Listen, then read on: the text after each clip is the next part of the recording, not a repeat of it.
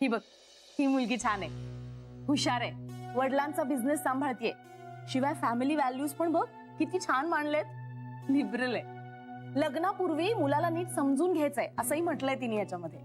घर खूप छान आहे ग, आई डॉक्टर आहे, भाऊ अमेरिकेत सेटल झालेला आहे, सगळं छान जुळतंय नाही. पण श्रीला आवडायला हवी ना मुलगी. थोडं तिथेच तर अडणार आहे आपलं. वहिनी, आपण हे सगळं श्रीच्या चांगल्यासाठीच करतो ना. आता पुढच्या आठवड्यात कोर्टाची तारीख आहे. आपल्याला डिवोर्स मिळायला 6 महिने ते 1 वर्ष जाईलच ना. आणि त्याच्यानंतर जर मुलगी पाहिली तर पुढे आणखीन 1 वर्ष जाईल. तोपर्यंत ही मुलगी राहणार आहे का? लग्न करेलच ना ती. इतकी चांगली मुलगी कशाला हातात सोडायची? ते काही नाही, मला असं वाटतं आपण तिला भेटूया. बेबी, अगं लग्न ठरवताना मुलगा आणि मुलगी दोघंही विलिंग असावी लागतात. मुलाचं लग्न ठरवलं जात आहे हे त्याला माहितीच नाही. हे एखाद्या मुलीला कसं चालेल? हे बघ सर, तू आत्तापासून नकार घंटा वाजवू नकोस. कोण जाणे, श्रीच्या नशिबात असेल तर हीच मुलगी हो म्हणेल. बेबी, मला काय वाटतं माहितीये ना, श्रीचं श्रीलाच ठरवू दे ना. ठरवलं होतं ना ते त्याचं त्यानेच. आपण काही बोललो का? आपल्याला पसंत नव्हतीच मुलगी, तरीही आपण गप्पच बसलो. मला तर असं वाटायला लागलंय अरेंज मॅरेजच परवडली, लव्ह मॅरेज टिकतच नाही. अगं असं काही नसतं. वहिनी, आता तुझंच बघ ना, तुझं अरेंज मॅरेज होतं, दादा इतकी वर्ष दूर राहिला पण आला ना परत, टिकलं ना तुझं लग्न. देव मुंबईत असून एकदाही त्यानं मला भेटण्याचा प्रयत्न केला नाही.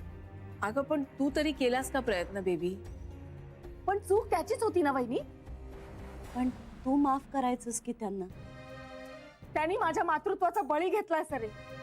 माझ्या आई होण्याचा मार्ग बंद केलाय त्यांनी. त्या माणसाला मी माफ करू? आई होण्यासाठी मी जेव्हा ट्रीटमेंट घेत होते तेव्हा हा माणूस मूल न होण्यासाठी ऑपरेशन करून आला आणि वर तोंड करून मला सांगतो काय की मला मूलच नकोय. आणि तू मला अक्कल शिकवतेस की अशा माणसाला मी माफ करू? माझं आयुष्य नरक केलंय त्यांनी. या जन्मात काय, पुढच्या अनेक जन्मात माफ नाही करणार मी त्याला. Sorry baby. आता सॉरी म्हणून काय उपयोग? ते बोलायचं होतं ते बोललेसच ना. बेबी अगं शांत हो ना जरा. मी शांतच आहे वहिनी, पण तुम्हाला फक्त त्या देवचा पुळका येणार असेल ना तर बोलूच नका माझ्याशी. मी काय सोचलं नाही तर फक्त मला माहितीये वहिनी. यापूर्वी मी आईलाही समजावत होते, आता तुम्हालाही तेच सांग. बेबी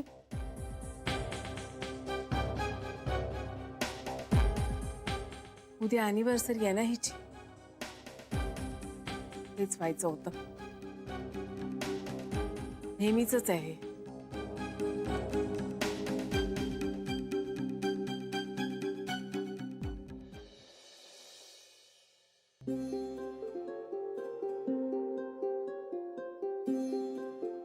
मला माझ्या पोराला दुःखाच्या खाईत लोटायचं नव्हतं. मला माझ्या पिंट्याला वाचवायचं होतं. मला जानूचा संसारही मोडायचा नव्हता. मी आता काय करू? मी पिंट्यानं नाही ते बोलला, म्हणाला की मला जीव द्यावासा वाटतोय म्हणून. माझ्या पोराने जीवाचं काही बरं वाईट करून घेतलं तर मग कोणाच्या तोंडाकडे बघून जगायचं आपण? हो सांगा ना तुम्ही बोला ना. पोराचं बोलणं माझ्या काळजात घर करून बसलंय. माझा पोरगा एवढा विचार करत असेल असं त्याची मला कल्पना नव्हती. तुम्ही बोला ना त्याच्याशी. कैकेयीला वाटलं की रामाला वनवासात पाठवला की आपला मुलगा सुखाने राज्य करेल, पण तसं झालं नाही, तसं होत नाही. सावत्र असली तरी सख्या भावंडापेक्षा जास्त प्रेम आहे यांच्यात. कला, तुझी पिंट्याच्या सुखाची कल्पना आणि पिंट्याची स्वतःच्या सुखाबद्दलची कल्पना यात फार अंतर आहे. म्हणून आपण मुलांचं सुख ठरवायला जायचं नसतं, ते त्यांचं त्यांना ठरवू द्यायचं असतं. तुम्ही बोला ना त्याच्याशी. हा काही बरं वाईट करून नाही ना घेणार स्वतःच. बोला बोला ना तुम्ही गप्प का? मला म्हणत होता की माझं डोकं जड झाल्यासारखं वाटतंय. आपण त्याला डॉक्टरांकडे घेऊन जाऊया का? माझ्या पिंट्याला काही झालं ना तर मी जगू नाही शकणार हो. पोटचा पोर आहे तो माझ्या. मी जावई बापूंना भेटून सगळं सांगते की हे सगळं माझं चुकलेलं आहे, माझ्यामुळे झालंय म्हणून. मी तुझ्या पुढे हात जोडतो कला. तू या फंदात पडू नकोस. झाली तेवढी हानी खूप झाली, आता नको. पण मी फक्त जाऊन त्यांना एवढंच सांगणार आहे की हे सगळं माझ्यामुळे घडलं म्हणून. नको नको, मेहरबानी कर माझ्यावर. जानूचं आणि आई आजींचं आता ठरलेलं आहे की जान्हवीच्या प्रेग्नन्सी बद्दल आत्ताच जावई बापूंना काही सांगायचं नाही. तेव्हा आता नको. खरंच सांगते, ते नाही सांगणार मी. खरंच नाही ते सांगणार. माझ्या पिंट्याची शपथ. त्यांना फक्त एवढंच सांगेन की हे सगळं जे काही घडलं ना ते माझ्यामुळे घडलं, माझ्या जानूमुळे नाही. नको नको, जोडणं हा तुझा स्वभाव नाहीये कला. जोडायला म्हणून गेलीस ना तरी तोडूनच परत येशील. माझा विश्वास उरलेला नाहीये तुझ्यावर, पिंट्यावर, नाहीतर किमान माझ्यावर तरी मेहरबानी कर आणि आता यात तू पडू नकोस.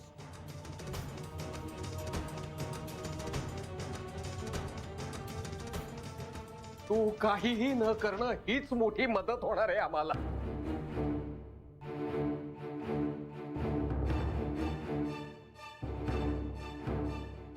पण माझ्या मुलाच्या मनावरचं ओझं त्याचा जीव घेईल त्याचं काय?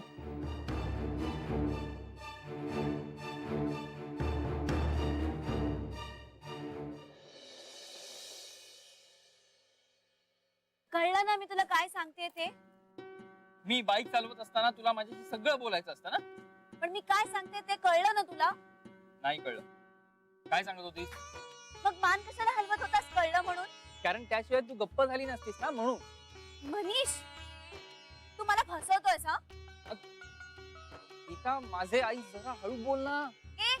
मी तुझी आई नाहीये, बायको आहे मी तुझी. ओके, पण प्लीज जरा हळू बोलशील का? चाळीतली लोक ऐकतात. काय फालतूगिरी यार ही मनीष. बरं, तुला माझ्याशी काय बोलायचं होतं ते बोलशील आता? जाऊ दे, माझा सगळा मूडच घालवलास.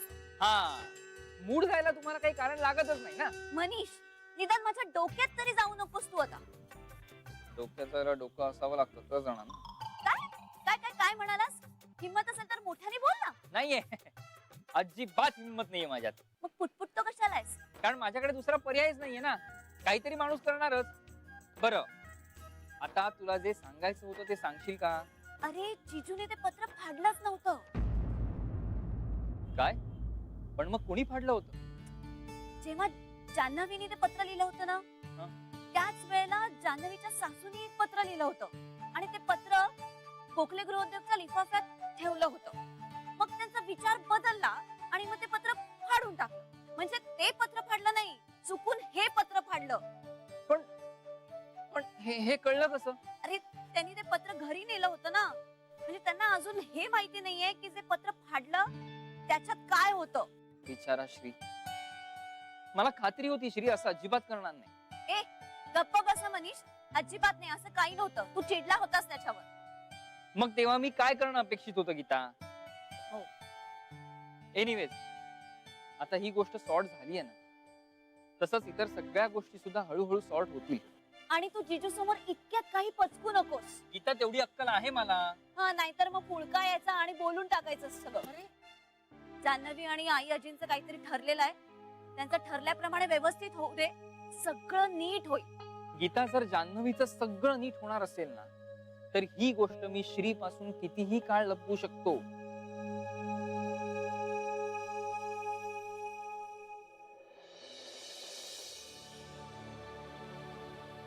काय झालंय पिंट्याला? काय नाही. मग आई त्याला असं जबरदस्ती का डॉक्टरांकडे घेऊन गेली?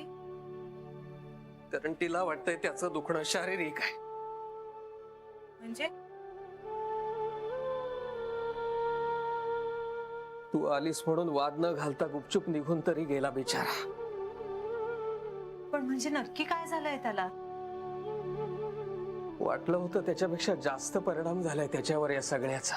बाबा म्हणजे काय झालंय? त्याचा त्याचा खूप जीव आहे ग तुझ्यावर. ते माहितीये मला बाबा. त्याचं मन खातंय त्याला. कशासाठी? त्याला वाटतंय तुझ्या या अवस्थेला तो जबाबदार आहे. वेडा आहे का तो? वेडाच आहे. तेच ओझं झालंय त्याच्या मनावर. म्हणजे त्याला थोडा त्रास होतोय हे कळत होतं मला, पण ते नॅचरल आहे असं वाटत होतं. माझंही तसं झालं होतं ग, पण त्याचं जरा जास्तच खोल झालंय. पण म्हणजे नेमकं काय म्हणाला तो? काही विशेष नाही, मी समजावेन त्याला. बाबा असं नका करू, प्लीज सांगा ना मला. अगं खरंच विशेष काही नाहीये. कुठल्याही हळव्या माणसाच्या मनाला लागेल तसं लागलंय त्याला. फक्त तो एवढा हळवा असेल हे बाप असूनही कधी लक्षात नाही आला माझ्या. पण नेमकं काय बोलला तो? जानू तू आराम कर आता. बाबा तुम्हाला शपथ आहे माझी. जानू नको, असं नको काही करू. मग मला सांगा. काही नाही ग, असंच म्हणजे जड जड वाटतंय. छातीवर मनाचं ओझं ठेवल्यासारखं वाटतंय. डोकं जड झालंय, जीव द्यावा असा वाटतोय. असं. बापरे, एवढा बोलला तो? हो म्हणजे असंच काहीतरी. हे सिरियस आहे बाबा. अगं पण बोलला म्हणून कळलं तरी निदान आपल्याला. मी बोलते पिंट्याशी. जानू काय होऊन बसलं ग हे सगळं. बाबा आता प्लीज तुम्ही खचून जाऊ नका. पण पिंट्याच्या एवढे जवळ असूनही त्याच्या मनात एवढं काहीतरी चाललंय हे कळूच शकलं नाही आपल्याला. पण ठीक आहे, न कळण्यापेक्षा उशिरा कळलेलं बरं ना. बाबा सगळं ठीक होईल, मला विश्वास आहे. त्याच एका आशेवर दिवस ढकलतोय ग मी. तुझं असं, पिंट्याचं तसं. देव आणखी किती अंत बघणार आहे माझा कोणास ठाऊक. बाबा बाबा ठीक आहे, असं होतं कधीतरी. तुम्ही नका टेन्शन घेऊ. आणि डिप्रेशन ही आजकालच्या जनरेशन मधली खूप कॉमन गोष्ट झाली आहे. एवढं काही टेन्शन नाहीये त्याचं. मी समजावीन ना पिंट्याला, मी बोलीन त्याच्याशी. हा म्हणजे आता लगेच नाही बोलणार, नाहीतर त्याला संशय येईल ना. पण हळूहळू समजावीन मी त्याला. आणि बाबा आता आई आजी पण आपल्या बरोबर आहेत की नाही? त्या परत आल्या ना की बघा सगळं छान होईल. बाबा माझं मन मला सांगतंय की माझ्या बाळाचा जन्म गोखलेंच्या घरातच होणार आहे.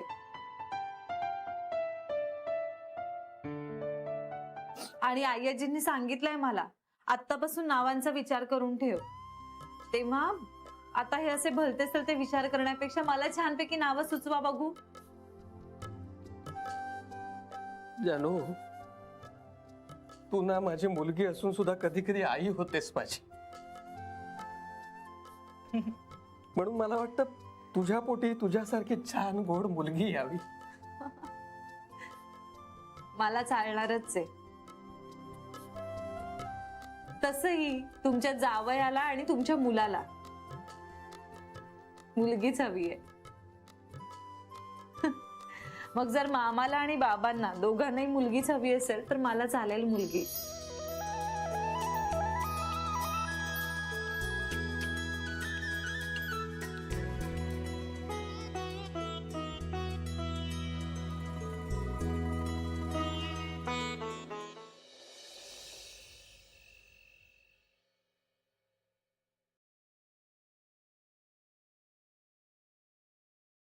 श्री येतोस ना जेवायला?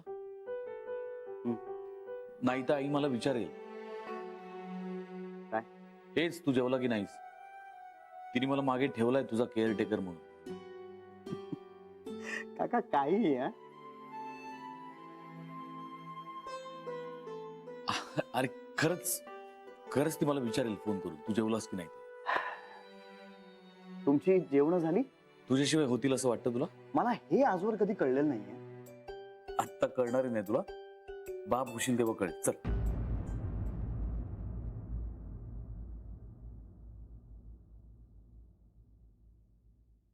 नाही मला तसं नव्हतं म्हणायचं श्री. काका मला माहिती आहे I am sorry Shri. It's okay. अरे मी तरी कुठे बाप झालोय. बाप सोड रे काका. बाप तर खूप दूरची गोष्ट नाही. मी साधा एक चांगला नवराही होऊ शकतो. श्री माझं चुकलंच काका. वयाचा दोष असतो श्री आणि अनुभवाचा. नाही रे नाही. दोष वयाचा नसतो, अनुभवाचा नसतो, दोष माणसाचा असतो. आणि आपणच समजून घ्यायला कमी पडतो समोरच्या माणसाला. आणि मग हे सगळे ब्लेम गेम सुरू होतात. अरे पण माणसांकडून चुका होणारच श्री आणि चुकांमधूनच सुधारणा होत असते. मला ना आईजीचं पट्ट कधी कधी. माणूस चुकीतनं नाही, त्यातून मिळालेल्या शिक्षेतनं सुधारतो. मलाही आईचं पट्ट खूप. बघ ना ती मला किती वर्ष समजावून सांगायची, पण मी नाही ऐकलं, नाही सुधारलो. खूप वर्ष एकटं राहिल्यानंतर मग किंमत कळली. घराची, घरच्यांची, बायकोची. आईजी गेली होती जान्हवीकडे. हा माहिती मला.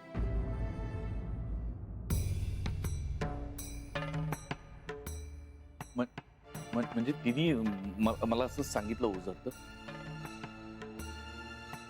मग ती मला का नाही बोलली काही?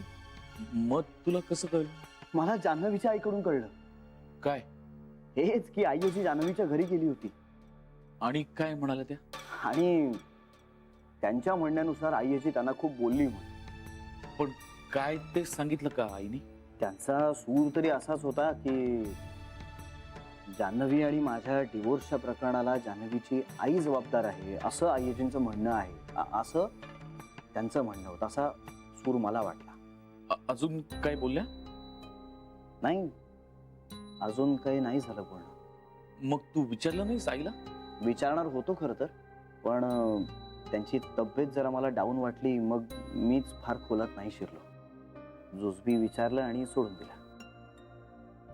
म्हटलं आता ती परत आल्यानंतर तिलाच सविस्तर विचारेल.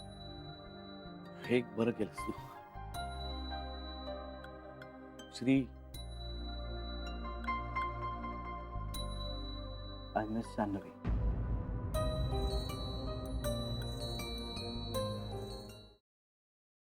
काका, तिनं खूप प्रेम केलंय माझ्यावर. मीच तिला समजून घेण्यात कुठेतरी कमी पडलो.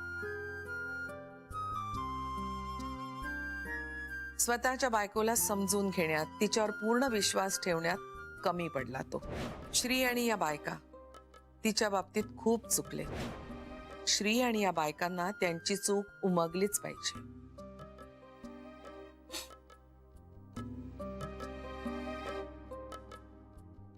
माझं ना ठरलंय काका. काय?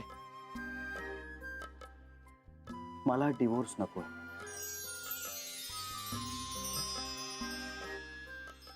मी नाही राहू शकणार तिच्याशिवाय.